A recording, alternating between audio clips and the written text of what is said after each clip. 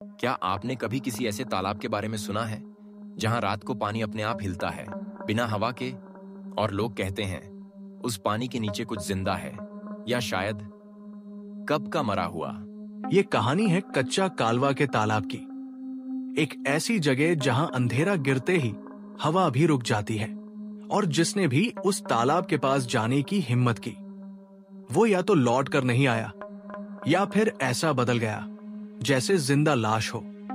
कहानी शुरू होती है भदोही के एक छोटे से गांव से, जहां कुछ साल पहले एक तालाब था। लोग उसे कच्चा कालवा बुलाते थे।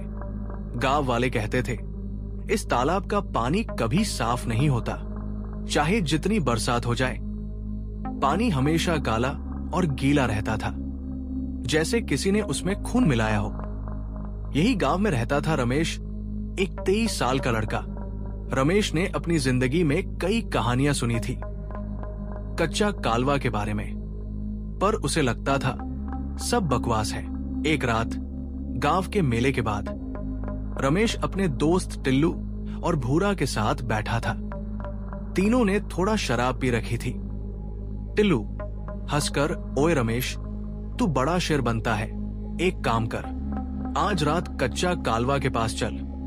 रमेश मुस्कुराकर, चलना, देखता हूं क्या होता है। भूत भूत सब ड्रामा है। भूरा, पागल मत बन यार, रात के 12 बज रहे हैं, वहां लोग दिन में भी नहीं जाते। पर रमेश नहीं माना। उसने कहा मैं कल सुबह साबित कर दूंगा कि वहां कुछ नहीं है। और अगले दिन रात के समय वो अकेला टॉर्च लेकर निकल गया कच्चा कालवा के तालाब की तरफ। तालाब गांव के बाहर था, जहां तक पहुंचने के लिए एक पुरानी मिट्टी वाली राह जाती थी। रमेश ने टॉर्च चालू की और चलने लगा।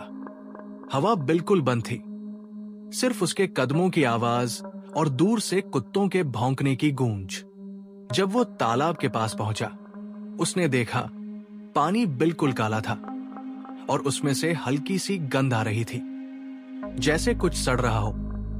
उसने टॉर्च से पानी में रोशनी डाली। पानी बिल्कुल स्थिर था, लेकिन बीच में कुछ हल्की सी लहरें थी और एक छोटी सी आवाज, छुप छुप, जैसे कोई अंदर सांस ले रहा हो। रमेश ने हंसकर कहा, अरे यार, ये तो कोई मछली होगी। उसने एक पत्थर उठाया और पानी में फेंका।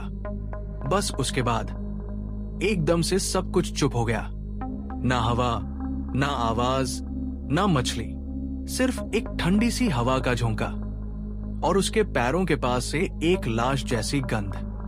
रमेश ने टॉर्च नीचे की और देखा पानी के अंदर से एक हाथ बाहर आ रहा था, काला, सूजा हुआ, जैसे किसी ने उसे काटकर फेंक दिया हो।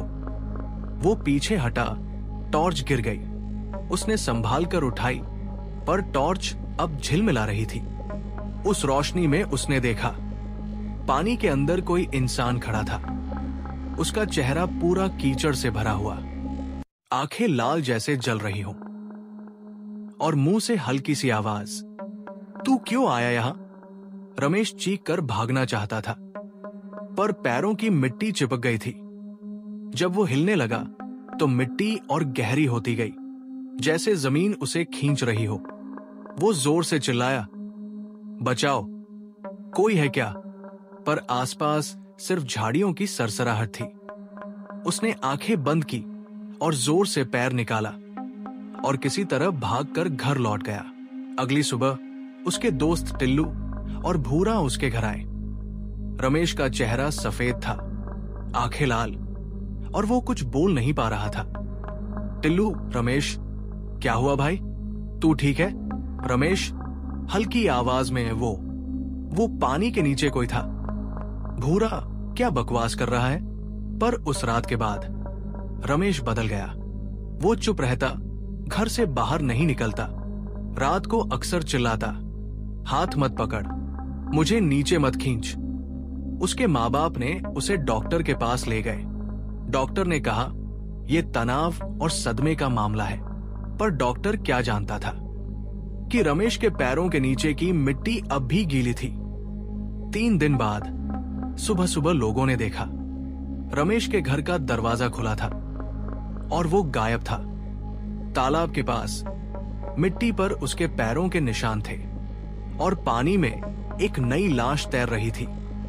चेहरा पूरा कीचड़ से भरा, लेकिन उसके हाथ पर लिखा था कच्चा कालवा।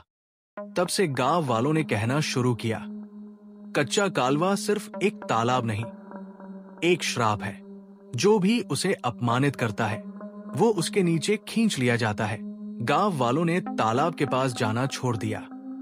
आज भी अगर कोई नया आदमी गांव आता है और उस रात को कच्चा कालवा के पास से गुजरता है तो उसे हल्की सी छुक छुक की आवाज सुनाई देती है। कहते हैं वो आवाज रमेश की है, जो अब भी मदद मांग रहा है, मुझे बाहर निकाल दो। और सबसे अजीब बात, हर साल बरसात के बाद उस तालाब का पानी कुछ दिनों के लिए लाल हो जाता है।